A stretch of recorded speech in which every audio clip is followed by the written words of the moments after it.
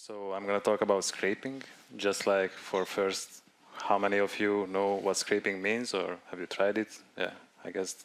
Okay. And how many of you tried it like recently, since LLMs started to, become a big thing? Okay. So we're going to start with some, introduction stuff to build up the thing. So scraping is basically we consume the web and we try to put it into structured data to use it for something. Of course, big corporations don't really like this because they think that something which is available on the internet is theirs, which is, I'm pretty against it, or, information or binary data on the internet.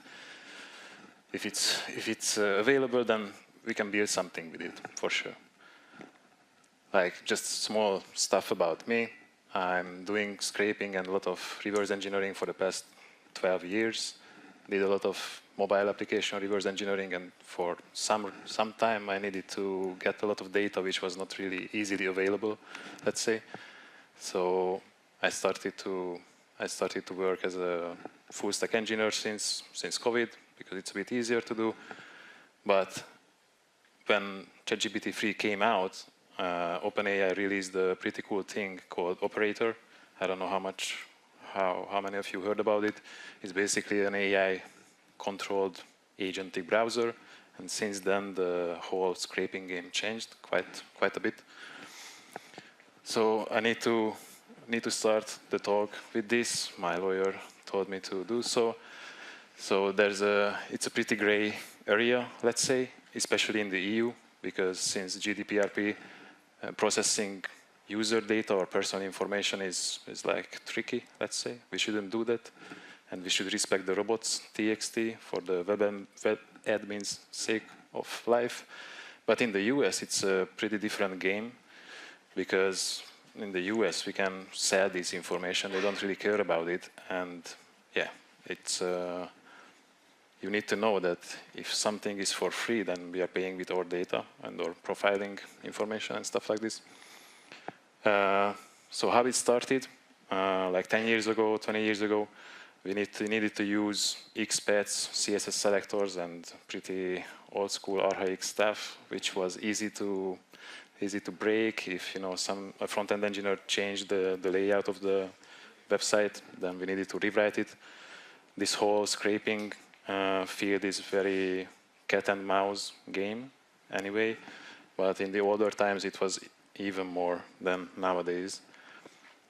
Yeah, just some stuff like what we used in the old school times, like XPath, CSS selectors, some regex, and then when JavaScript heavy sites started to happen, especially React and Vue and Shadow DOM, we started to use headless browsers. How many of you saw or know Puppeteer and this kind of stuff? Yeah. So that was the solution for JavaScript heavy sites, to load the DOM content and then to use the browser as an API basically, so we can control the data, the events, and just read it programmatically. And of course, I'm going to mention the evasion techniques is one of the biggest field in scraping, which requires a lot of extra talks. It's a very deep topic, but I'm going to mention it later on. What you can do about it nowadays. But one big thing is proxies, of course. I'm going to show you some cool proxy solutions soon. So in 2017, Google released, not Chromium, but I think that's when Puppeteer happened. So we started to use it pretty heavily. Then Playwright came. It's from Microsoft. It's basically the same. It's like a wrapper over multiple browsers, and we can use it. So we can, with just one code, we can either run Chrome, Firefox, or Edge, or whatever we want to do. And yes, it was a big thing since last year. And then the new era came, which is agentic browsing, or using LLMs to consume the internet. And the traffic nowadays over the internet, like 60% of it is scraping or heavy use of agentic browsers and agents to collect data, because CAPTCHAs are not really a thing anymore. And yes, we can put a loop. If some of you know these LangGraph-based or graph-based agentic systems, we can create a self-feeding loop. So if we hit a captcha, or if a selector is missing or there's something new, it tries to solve it until it actually solves it. Yeah, some few mentions about what to do, like to evade companies. Rotating proxies is a big thing. That's the number one. We can either use data centers, or the biggest thing nowadays is to use 5G or mobile phones. Basically, old Android phones, you can route it. You make a small cluster, you drop it in different zones of the world, and proxy through them with a small Golang or Python web server, let's say. So you don't need to pay the hyenas of proxy companies. That's the biggest thing. If you start to scrape in millions of data points per day, then definitely you need to rotate IPs, because they will ban you. This is the cat and mouse game that I'm talking about. Like, if you imagine there's a lot of like Skyscraper or Kiwi.com or Trip.com, they are scraping the big airline network, the big airline sites, and they are doing this on an insane scale, and they are using a lot of rotating proxies. So this cluster method is pretty cool. It works fine. I'm using it for a few years now, and if I manage to collect 5 or 10 phones, I just drop it somewhere at a friend's place or something and pay the electric bills. There are also captcha solvers. Not many people know about them. Like, there are actual humans, mostly in India or Africa, and they just sit behind a few computers, and you can hook an API into your scraping code. And once the captcha hits it, based on an event, they get either the text version of it, because there's usually a text or a sound version of the captcha, and they just solve it. It's crazy fast. And one captcha costs like 0.2 cents or something. So most of the time it's worth it, but everyone decide on their own. And also fingerprinting is one of the, nowadays is the most common thing with what we need to look for. It's fingerprinting is a whole big field. It depends on a lot of stuff. That's the most, I'm gonna show you later on like a few tricks how you can launch Chrome to try to avoid fingerprinting. There are a lot of packages, open source packages for Puppeteer, Puppeteer, which try to do various techniques, but the problem with this is that this is open source, so, you know, the cat and mouse game, they're gonna check it and they're gonna try to fill in the gaps. So it's not really, you cannot really use it, for example, to scrape TikTok in millions of videos per day.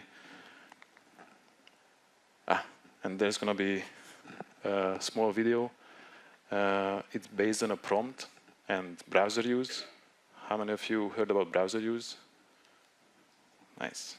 So browser use is an agentic, it's basically an open source operator, what ChatGPT, OpenAI built recently, and we gave it a prompt to buy groceries.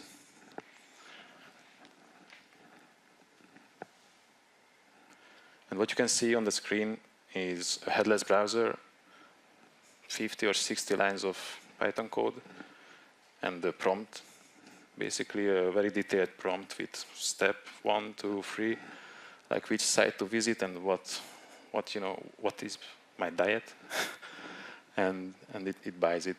How it works is that this Chromium instance is hooked into an LLM call, and it tries to boundbox the elements based on visual, like image processing, and it just selects those parts of the screen.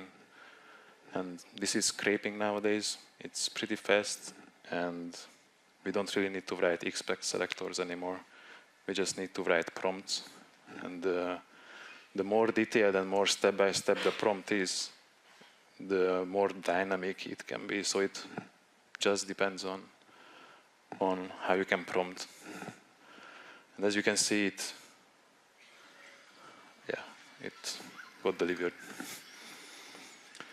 And you can imagine that you can automate a lot of things with this So I'm going to show you now.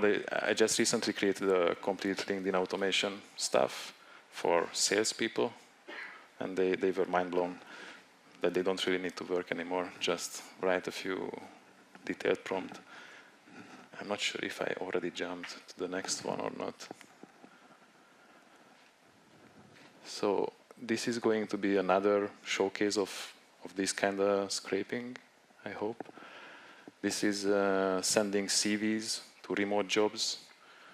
The prompt was also, as you could see, it was just like 3 or 4 lines and the CV file, and it's sending and writing and basically bulk applying for jobs. As you can see, it also works, and it's quite easy to create something. And you can also create these automatic scrapers or agents via agents. So, you know, you can go deep down. Yes, one of my favorite quotes nowadays is, where people dig gold, you sell a pickaxe. So, you know, in the age of LLMs, data is getting more and more valuable, because if you provide more structured and more high quality data to LLMs or to the training data set, let's say, they are getting more and more accurate. So scraping is and always was a very profitable industry or part of software engineering. It's just always in the gray zone and area. And yeah, that's about it. You can have the side after it. So there's going to be some live scraping. So I'm going to show you like an old scraper with an old method. I don't know how easy it is to see it, but this is with Playwright, and you know, you can see these selectors. It takes like 30 minutes to get all of Lego's dataset from the original site, so that's why I'm not going to run it, but I'm going to show you the AI version. So it creates basically, it produces a CSV file with the product IDs of Lego, the URLs, and all of the metadata which is needed to resell Lego products. The context for this project was one of my friends started to create a web shop for Lego, but Lego is not providing data for them. Like, they are not giving the, you know, this metadata. So they started to write it manually, and I said to them like, yo, man, I can do this for you. So I just did it, and he was super happy, and I got some nice Lego sets. And yeah, this is an old traditional scraper. It's using Scrapy, I think, Scrappy. I don't know how to say it. And yeah, you can see it's a lot of code. You know, you need to handle everything. These expats are pretty, like, it's hard to find a good one. You know, you need to test it a lot of times. You need to open the developer tools in Chrome and try it on yourself. Like, it's just ugly, you know. And if it's something changes, or they put a new element or a new wrapper on the UI or something, you need to jump in, and you lose the context. So it's just pain in the ass. But the new version is basically just this prompt. I'm going to zoom in. I cannot, of course. I cannot zoom in. So basically, this is a new framework called Firecrow. It's a combination of few tools, like an operator, Chromium, like an agent browser, proxies built in, and an AI agent, like a LangGraph agent on top of this. And you just write a prompt to it, and that's it. And you run it. I just don't know how to zoom into the terminal, but yeah, I already tested it, so it will run for like 2 minutes, and it scrapes everything, basically, just based on that prompt. So it changed the game quite a lot. Here you can see, this will run in the background. I will just get back to it. this is a bit more complex scraper or automator. This is for LinkedIn to make it automatic to send direct messages and search for people. You can see it's just a matter of prompting, and I cannot really run this now because I need to close all the other Chrome instances if I want to run it locally. But believe me, this works. And here are a few hacky things to avoid fingerprinting. So one of the things that you can do, there are a lot of arguments to launch Chrome, and you need to play with these flags, and you can visit, there are a lot of fingerprinting sites over the internet, and you just trial and error it. Like, they're gonna tell you if it's probably a bot or probably a user, try to fingerprint you. And one of the biggest helps is the sandbox, the web security disabling, and yeah, some Blink features. And you can also create user scripts, which I'm not sure if I put here, but it was not needed. But these tools is still running. So this Fireclaw tool, what I'm using here, it's also capable of solving easy CAPTCHAs. So CAPTCHAs which don't require you to like move these elements, just to click on like how many hats or how many cars there are, it's able to solve it. So you don't even need to use third world countries to do it for you. And since it's still running, there's a gist I created with a lot of tools and mentions of stuff that I was telling you about. And I'm going to update that after this based on the Q&A, if there's going to be any questions or something. And let's get back to the Lego data scraping. So we're going to wait here until it's happening. I mean, if there's some questions, I'm happy to answer them now. Because, yeah, a live demo. Thank you.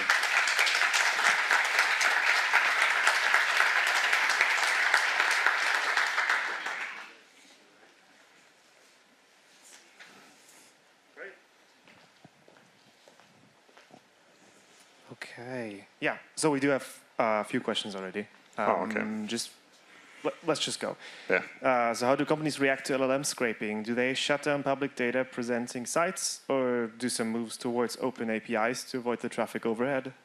So can you repeat? Sorry, I didn't hear it. Sorry. So how do companies react to LLM scraping? Do they shut down public data presenting sites, or do some move towards open APIs to avoid the traffic overhead? Yeah. So since it's a cat and mouse game, what it means is that they are trying to make our lives harder by requiring logging in, like authentication, which is quite easy to solve, or like blocking IPs. So nowadays you need rotating proxies, or proxies solve everything. So I mean, that's my question.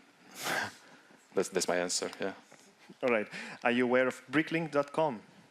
The what? Are you aware of bricklink.com? Yeah. It's the open Lego dataset. Yeah, I'm aware, but it's not the same. All right. How reliable are the LLM-based scrapers in terms of their ability to scrape all the metadata on a website? It's very reliable, and you can control it by trial and error, like setting the temperature of the models. I mean, for me, based on my experience, the best model for this kind of scraping is GPT-4.0. Like any model which supports function calling is good for this kind of applications.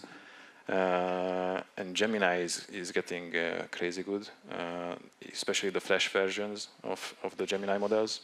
So, yeah. You can try it out yourself. It's quite fast to get these things running. It's just a few lines of code and one Python install. So that's it. All right. What's the approximate cost? Yes. For example, for the food ordering, it was 2 cents. All right. Yeah, for like a whole LinkedIn automation flow, let's say when you try to like lead generation, you try to search for companies or people and like fetching pictures or profiling someone and then sending a customized message, it's like $50 maximum. So like €0.50, yeah. Right. Do you still face issues with requests from the same hardware? Are there solutions to conceal this in the context of fingerprinting? Yes, so that's a good question. So this is running locally, as you see, but there's also a pretty nice tool, or like, wait, it was here, Chrome. So like browser, I think I added it to the GISTs, but basically it's a web browser agent. Like you can just connect to it via WebSockets, and they are running the headless browser for you. So you can spin up multiple, like millions or 100,000s of Chromium instances and just use them for your own sake. But also you can also self-host something like this. You just need a powerful CPU-heavy machine in any cloud, and just trying to create a proxy in front of it and just connecting to it via WebSockets. Because these AI, I'm not going to move the MacBook. So these AI scrapers, they are connecting to the browser via WebSockets, via ports, remote ports, and that's it. You just need somewhere a Chrome instance running, but you can run it with, like headless through. So like without the UI, and that's it. Right. Can you show the QR code again? Which one? At the end? Yeah. Yeah, I think your gist. Yeah. Yeah, sure. I'm gonna leave it. Okay. I'm gonna wait for 10 seconds for everyone to scan it. Dun, dun, dun, dun, dun, dun, dun.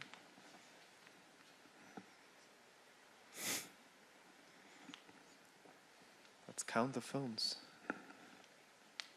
All right. Wait, there's someone. All right. Okay. How long is so how long? I guess in time is the debugging pipeline. I mean, does it take quite long? Well, it depends on your skills, but like not really. It's quite easy to, you can also tell the agent if something is wrong. He tries to debug it for you, or like say it nicely or print out nicely what probably went wrong. And also you can take screenshots with it, or like export it to PDF and stuff. So the same thing applies like with Puppeteer or these old school browser instances. So I think it's easy to debug. Yeah, you can put a lot of layers into this. So you can still fall back to old school scraping if you want. You can instruct the agents to write old school XSpots. So if they cannot solve it visually, they try to solve it like programmatically. So it's infinite. Right. Another question about the QR code. How did you make it look so nice? Yeah, it's with AI, of course. So There's some weird text rendering yeah, down there. I still cannot make so it doesn't produce texts on these generated images. But most of the stuff you see here is generated via Midjourney, actually. Yeah. Okay, what LLM are you using for this demo? Sorry? What LLM are you using for the demo? GPT-4o from OpenAI. All right. Will scraping libraries like Scrapy, thing, become obsolete even with their whole feature set with the advent of the LLM scraping? Do you think that they will adapt these techniques? I'm not sure. I cannot comment on it. For the past 1 or 1.5 years, I haven't used these older packages. So most of the time nowadays, I'm using these kind of advanced automations. But still, let's say if you want to scrape millions of TikTok videos per day, you cannot reliably use these things. You need to reverse engineer. So reverse engineering is not dead yet. So for very heavy use of scraping, you need reverse engineering or these old methods. All right. What are the costs for proxy services? And I'm especially interested in the service that you're using yourself with the phones and the electricity bills. It's just my cost, so it's not a lot. I have a lot of phones because I used to break phones for living, so I collected a lot of them. But you need to buy eSIM cards. You can find like digital nomad eSIM cards and just hotspot them in the cluster or buy multiple ones. It depends on your use case or setup, but a lot cheaper than using rotating proxy services. They are quite expensive, so usually like 1 gigabyte of traffic is like $5 or something, which you can imagine is like it's super expensive. It can get super expensive, especially if you're scraping videos or heavy data sites. Right. Do you really need your own hardware, for instance, with the NAT cluster? Or is it possible to scrape at scale on cloud without a high failure or block rate? You don't really need your own hardware, but you definitely need hardware to run these headless browsers. But you can always rent someone else's computer. So everything what you see here can run locally on your MacBook or machine or whatever. But I highly, like it's much better if it's running on the cloud because they usually take care of like everything infrastructure, like scaling at the end of the month, it comes cheaper if you use someone else's computer, like in scraping, in the scraping field. Right. What are your main issues with this new method? Good question. I'm still trying to figure that out. Okay, how can we validate the results of LLM-based scrapers? I think we had that before, but especially, in terms of hallucinations and the completeness of the data. Yeah, you can ask them after the first extraction to produce like an old school version with selectors, because at that point they already run through the DOM, and then you run both of them and just like compare the results. All right. How do you scrape embedded PDFs from various sources? That is no direct URL or URL behind the CAPTCHA. Like you can solve the CAPTCHA, but let's say you don't do that. Like by embedded URL, you mean like to download ebooks or PDFs from sites, I guess. Suppose, yeah. Well, with Chromium, you can export any page to PDF, so that's solved. And you can consume these or process these PDFs with Gemini. Gemini is quite amazing by itself to process PDFs. Like the 1 or 2 million context window is enough for like 2 Bibles almost. So it's by creating a custom data processing pipeline, it's quite easy to do so.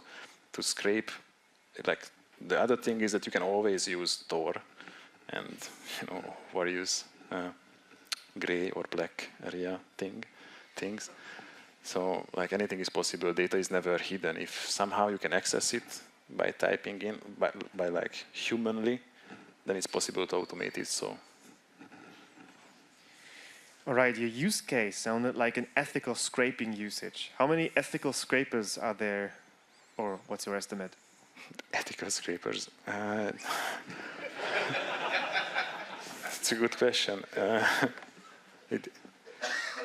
Like a few times I needed to combine police like wanted lists in Europe. That was ethical, I think, because it was open source and like like a police agency has to get a big data set of wanted people, which was already available without logging in to sites.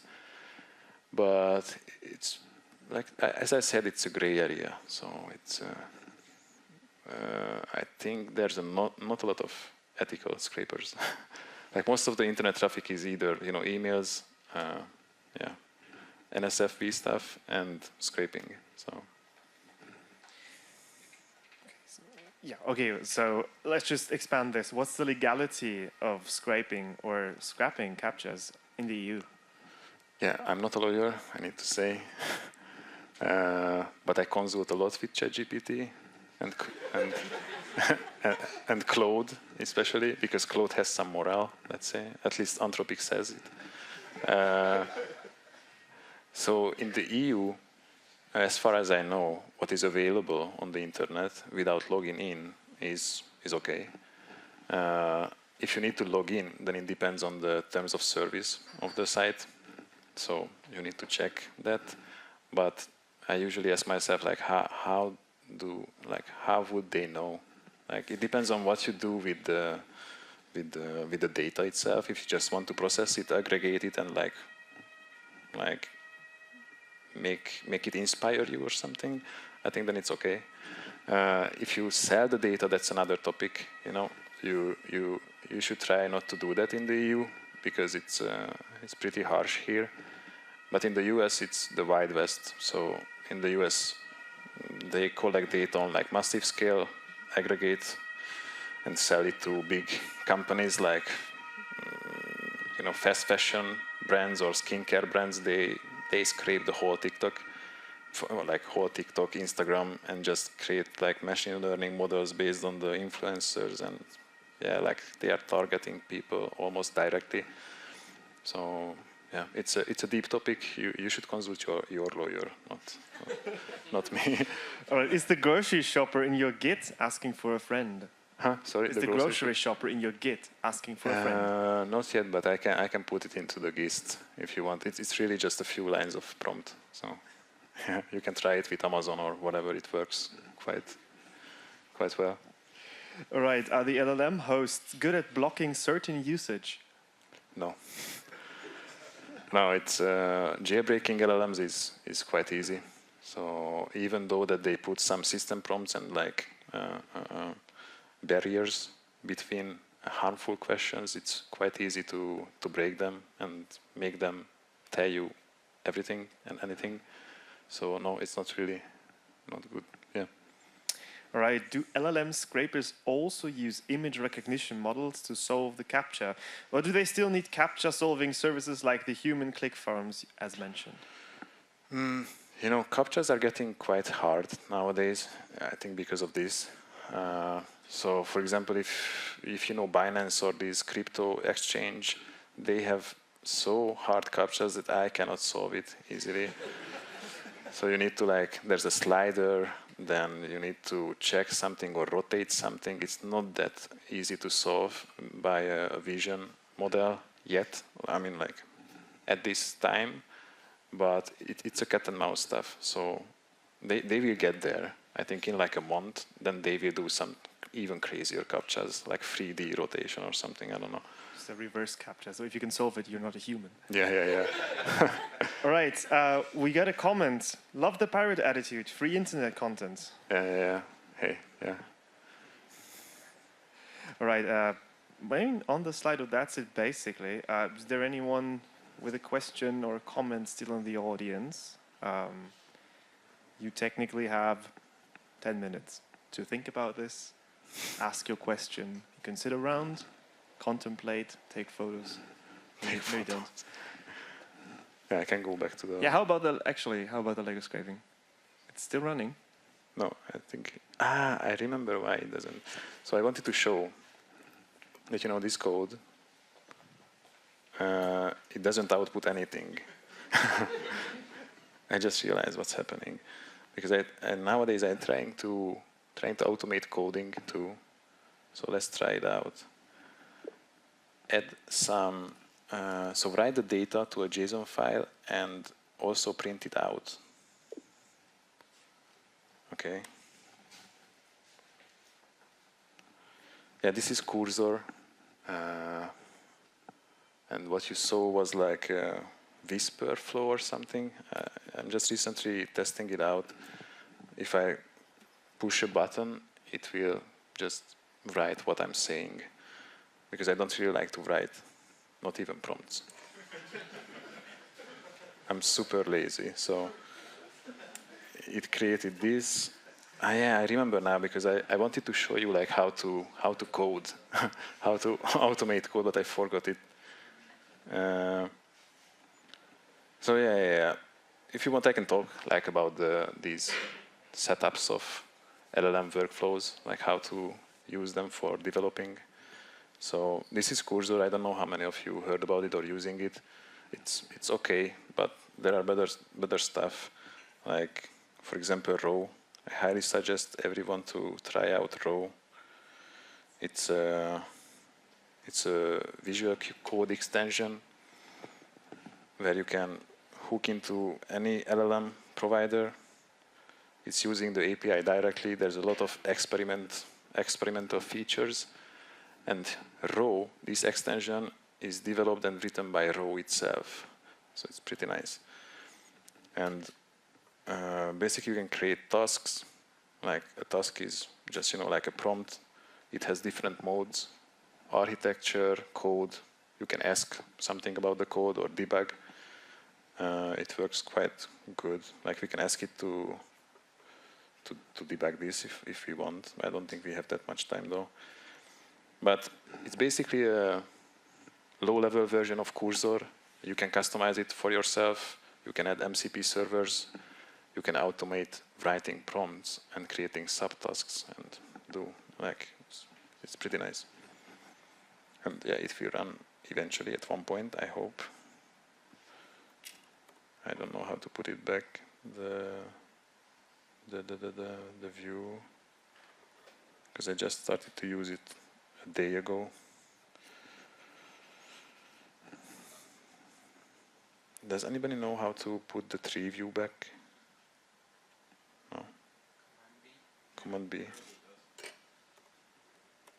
No. I have no idea. No, I just leaked the API key. I don't know, but it's already scraped it once. So this was the output of the run.